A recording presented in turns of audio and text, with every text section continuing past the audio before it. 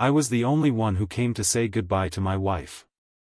The vast, modern chapel felt cavernous with its empty seats.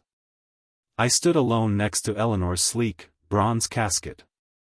Our sons, Marcus with his fiancée, and Julian, had chosen a tech conference and a wellness retreat over a final farewell to the woman who brought them into this world. But before we continue, if you're new here, consider subscribing to the channel and drop a comment telling us which country you're listening from. We love seeing our community grow.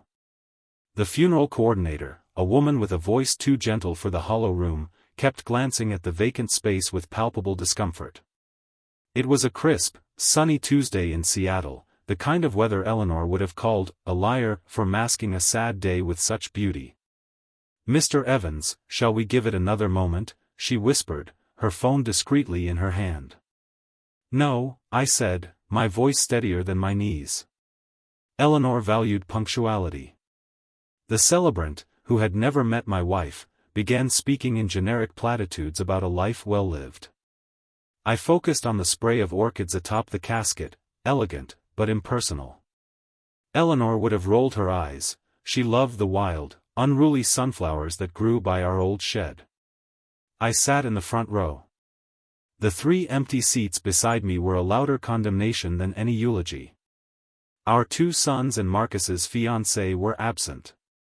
Julian had sent an email, "Dad, swamped with finalizing the app launch. Sending strength. Let's connect soon." No call. No attempt to be here. Marcus was worse. His personal assistant had left a voicemail saying Marcus was unplugging at a silent retreat and couldn't be reached. Unplugging, as if his mother's funeral was a distracting notification. When the short service ended, I followed the casket to the columbarium.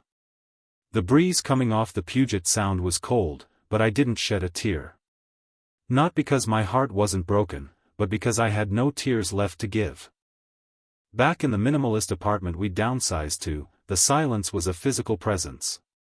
Her reading glasses were still on the side table, perched on a copy of a mystery novel she'd never finish. I poured 2 fingers of the single malt scotch we saved for celebrations.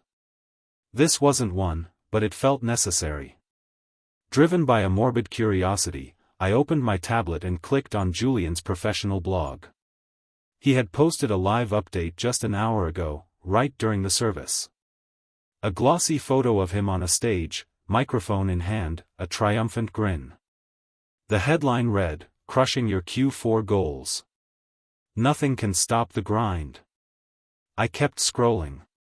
Marcus's fiancée had posted a gallery from their digital detox retreat. There he was, in lotus position on a cliff overlooking the ocean, a look of serene peace on his face. The caption gushed about shedding worldly attachments. The timestamp was from this morning. I powered off the tablet and took a long drink. On the wall was a painting of the 2 of us, done on our 35th anniversary. We were laughing, seated on the porch of the old beach house we sold to help Marcus with his first startup. "Tomorrow," I said to the empty room. "I'm calling Lawyer Gupta." Lawyer Gupta had handled our affairs for 20 years. She'd drafted our will just last year, a simple split between Marcus and Julian, with the remainder of our estate and life insurance to be divided equally. It had seemed so straightforward then. That night, I sat at the kitchen island, the spot where Eleanor would experiment with new recipes every Friday. "You have to keep surprising your palate, David," she'd say. I opened the filing cabinet and found the blue folder labeled estate plan. The documents inside, signed with such optimism, now felt like artifacts from a life I'd imagined, not the one I'd lived. The next morning, I called Lawyer Gupta. Her assistant, Ben, put me right through. "David," she said, her voice warm with sympathy. "I heard about Eleanor. She was a force of nature." "That she was," I replied. "I need to see you. It's urgent." Her office was all clean lines and city views. She gestured to a chair. "Of course. Are we looking to adjust beneficiaries? I want to disinherit Marcus and Julian." Entirely. This got her attention. She set down her pen. David, that is a significant decision. Grief can. I buried Eleanor alone, I stated, my voice flat. Julian was crushing his Q4 goals on a stage. Marcus was shedding worldly attachments at a luxury retreat. Their only attachment they shed was their mother. I told her about our grandson, Leo. He's 19. He video-called Eleanor every day during her illness. He built a website for her to sell her pottery when she could no longer go to the market.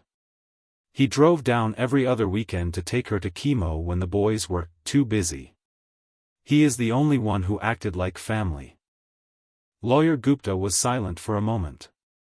I understand. We can structure it as a trust for Leo, with staggered access.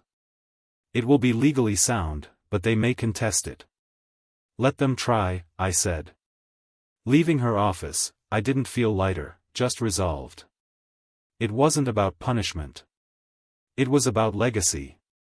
It was about ensuring that Eleanor's kindness, her spirit, was honored by someone who understood it. That evening, I opened a storage box I hadn't touched in years.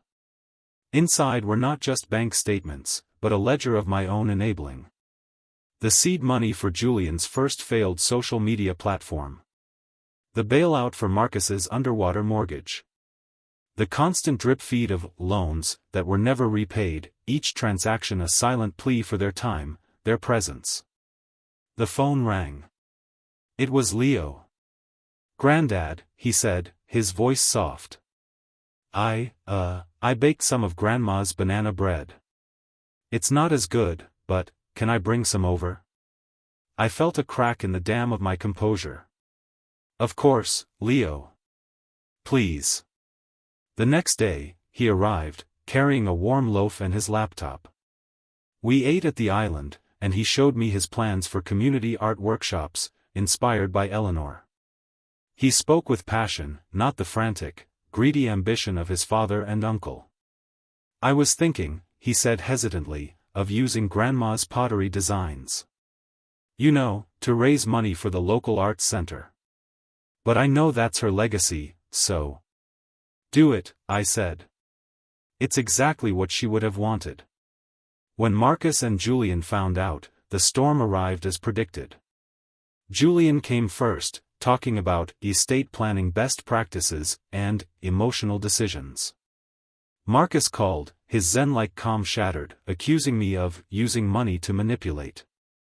I stood my ground. I didn't raise my voice. I simply repeated the facts they refused to hear. The real change began subtly. Julian started showing up for Sunday dinners, just him and me. The conversations were awkward, but he came. Marcus sent a long, handwritten letter, not about the money, but about missing his mom. He admitted he'd been running from his feelings for years. I didn't change the will. That decision was final, a boundary I needed to set for myself as much as for them. But something else was changing. They were starting to talk about Eleanor, sharing real memories, not just the polished ones. They began asking Leo about his art project, offering hesitant, but genuine, help. On the anniversary of Eleanor's passing, we all gathered at the arts center. Leo had organized a small exhibition of her pottery, with his community workshops running in the next room. Julian had helped with the business plan. Marcus, who had a good eye for design, had helped arrange the space. We stood together, looking at a vibrant, slightly lopsided vase Eleanor had always been fond of. She'd love this, Julian said quietly, and for the first time, it didn't sound like a line. Marcus nodded, putting a hand on Leo's shoulder. She really would. I looked at my sons and my grandson. The journey wasn't over. Some scars were still tender. But in that room, filled with Eleanor's creations and Leo's hope, it felt like we were finally building something new from the pieces she left behind. A different kind of inheritance, one made not of money, but of memory and, finally, understanding.